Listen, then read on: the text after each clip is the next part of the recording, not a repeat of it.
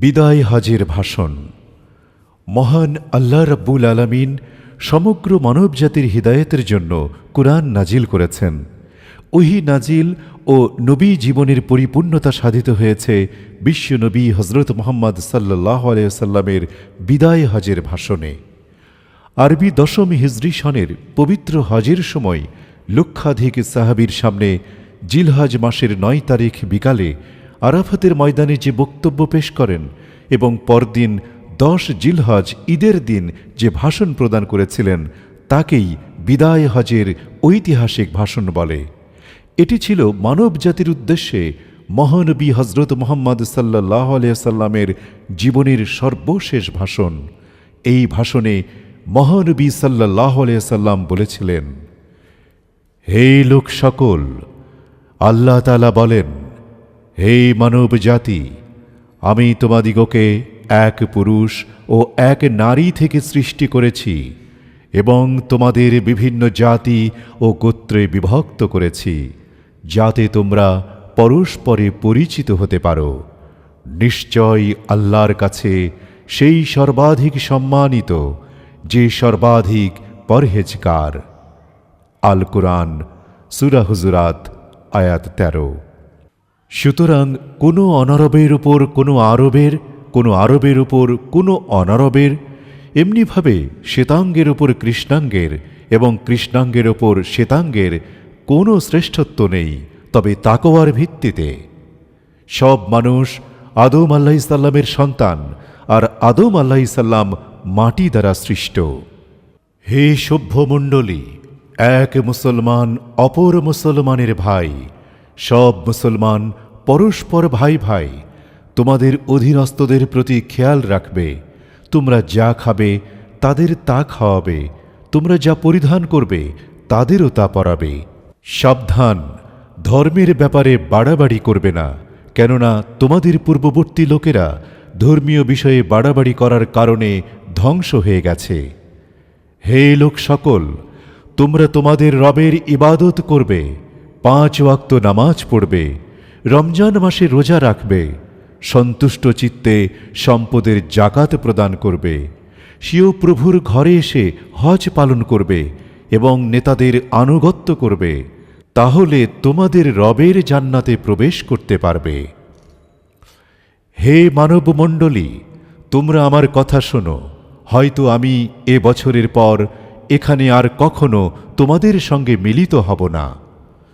হে মানবমণ্ডলী, তোমাদের রক্ত, তোমাদের সম্পদ এই দিন ও এই মাসের মতো তোমাদের উপর নিষিদ্ধ ও পবিত্র, তোমাদের প্রভুর সঙ্গে সাক্ষাতের দিন পর্যন্ত। অচিরেই তোমরা তোমাদের মহান প্রভুর সাক্ষাতে উপনীত হবে। তখন তিনি তোমাদের কৃতকর্ম সম্পর্কে জিজ্ঞেস করবেন। আমি তো তোমাদের কাছে পৌঁছে দিয়েছি। তোমাদের কারো কাছে যদি কোনো আমানত গচ্ছিত থাকে তা তার প্রাপকের কাছে অবশ্যই পৌঁছে দেবে। নিশ্চয়ই সব ধরনের সুদ রহিত করা হলো, তবে তোমাদের মূলধন বহাল থাকবে। মহান আল্লাহ ফয়সালা দিয়েছেন যে আর কোনো সুদ নয়। আব্বাস ইবনে আব্দুল মুত্তালিবের সব সুদ রহিত করা হলো। তোমরা কোনো জুলুম করবে না, বরং তোমাদের প্রতিও কোনো জুলুম করা হবে না। জাহিল যুগের যত রক্তের দাবি তা সব রহিত করা হলো। প্রথম আমি রাবিয়া ইবনে হারিস ইবনে আব্দুল মুত্তালিবের শিশুপুত্রের রক্তের দাবি রহিত করলাম। হে মানবমণ্ডলী, নিশ্চয় শয়তান তোমাদের এই ভূখণ্ডের উপাস্য হওয়ার ব্যাপারে চিরদিনের জন্য নিরাশ হয়ে গেছে।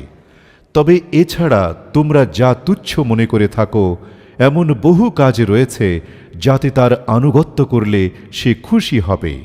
সুতরাং তোমরা তোমাদের দ্বীনের ব্যাপারে তার থেকে সাবধান থেকো। হে মানবমণ্ডলী, নিশ্চয় মাসসমূহকে আগ-পিছ করা বস্তুত কুফরিকেই বৃদ্ধি করা, যা দ্বারা কাফিররা বিভ্রান্ত হয়, অথচ সময় তার নিজস্ব নিয়মে প্রকৃতিতে আবর্তিত হয়। হে মানবমণ্ডলী, নিশ্চয় আল্লাহ তাআলা প্রত্যেক প্রাপকের উত্তরাধিকারীর জন্য তার অংশ নির্ধারণ করে দিয়েছেন। যে ব্যক্তি নিজের জন্মদাতা ছাড়া অন্যের সঙ্গে নিজের বংশসূত্র স্থাপন করে এবং যে নিজ মনিব ছাড়া অন্যকে মনিব বলে স্বীকার করে তার উপর আল্লাহর লানত। সব ঋণ পরিশোধের যোগ্য ও অধিকার, ধারকৃত বস্তু ফেরতযোগ্য, উপঢৌকনেরও বিনিময় প্রদান করা উচিত। জামিনদার জরিমানা আদায় করতে বাধ্য থাকবে। কারো জন্য তার অপর ভাইয়ের কোনো কিছু বৈধ নয় যতক্ষণ না সে নিজে সন্তুষ্ট চিত্তে তা প্রদান না করে। কোনো নারীর জন্য তার স্বামীর অনুমতি ব্যতি রেখে স্বামীর অর্থ সম্পদ থেকে কাউকে কিছু দেয়া বৈধ নয়। তোমরা কখনো একে অন্যের উপর জুলুম করো না। নিশ্চয়ই তোমাদের স্ত্রীদের ওপর তোমাদের অধিকার রয়েছে এবং তোমাদের উপরও তাদের অধিকার আছে। তাদের উপর তোমাদের অধিকার হল তারা তোমাদের বিছানায় কাউকে কখনো স্থান দেবে না যা তোমাদের সবার অপছন্দনীয়, এবং তাদের ওপর তোমাদের অধিকার হচ্ছে তারা কোনো অশ্লীল বা লজ্জাকর কাজে লিপ্ত হবে না। তোমরা নারীদের প্রতি কল্যাণকামী হও, কারণ তারা তোমাদের কাছে বিবাহ বন্ধনে আবদ্ধ। তারা তো নিজেদের জন্য কিছু করে না, তোমরা তো তাদের আল্লাহর আমানত স্বরূপ গ্রহণ করেছ এবং আল্লাহর বাণীর মাধ্যমে তাদের সতীত্বের ওপর অধিকার লাভ করেছ। অতএব হে মানবমণ্ডলী, তোমরা আমার কথা অনুধাবন করো। আমি তো পৌঁছে দিয়েছি। আমি তোমাদের মাঝে এমন সুস্পষ্ট দুটি বিষয় বিধান রেখে গেলাম যা দৃঢ়ভাবে ধারণ করলে তোমরা কখনো পথভ্রষ্ট হবে না: আল্লাহর কিতাব এবং তার নবী সাল্লাল্লাহু আলাইহি সাল্লামের সুন্নাহ। হে মানবমণ্ডলী, তোমরা আমার কথা শোনো ও অনুধাবন করো। তোমরা অবশ্যই জেনে রেখো, প্রত্যেক মুসলিম অপর মুসলিমের ভাই এবং মুসলিমগণ ভ্রাতৃপ্রতিম। সুতরাং কোনো মুসলিমের জন্য তার ভাইয়ের কোনো কিছু বৈধ নয় যতক্ষণ না সে সন্তুষ্ট চিত্তে তাকে তা প্রদান করে। অতএব তোমরা নিজেদের প্রতি জুলুম করো না। সবাই শোনো, এখানে উপস্থিত লোকেরা যেন এই বার্তাগুলো অনুপস্থিত লোকদের কাছে পৌঁছে দেয়। হয়তো অনেক অনুপস্থিত লোক উপস্থিত শ্রোতা অপেক্ষা অধিক হেফাজতকারী হবে। শোনো, তোমরা আল্লাহর দরবারে আমার ব্যাপারে যখন জিজ্ঞাসিত হবে, বলো তখন কি উত্তর দেবে? উপস্থিত সাহাবীরা উত্তর দিলেন, আপনার উপর অর্পিত দায়িত্ব আপনি যথাযথ পালন করেছেন। ইয়া রাসূলুল্লাহ, হে আল্লাহর রাসূল, আপনি রিসালাতের হক পূর্ণরূপে আদায় করেছেন এবং উম্মতকে কল্যাণ পথের দিশা দিয়েছেন। তারপর তিনি সাহাবীদের উদ্দেশ্যে বললেন, আমি কি পৌঁছে দিয়েছি? উপস্থিত সাহাবীরা সমস্বরে বলে উঠলেন, হ্যাঁ, অবশ্যই আপনি পৌঁছিয়েছেন।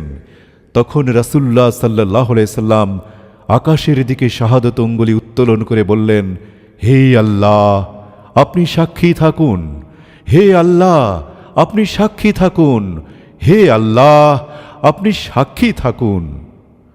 অতঃপর নাজিল হয়, আজ আমি তোমাদের জন্য তোমাদের দ্বীনকে পরিপূর্ণ করে দিলাম এবং তোমাদের প্রতি আমার নিয়ামত পূর্ণ করলাম এবং তোমাদের জন্য জীবন ব্যবস্থা হিসেবে ইসলাম দিয়ে আমি সন্তুষ্ট হলাম।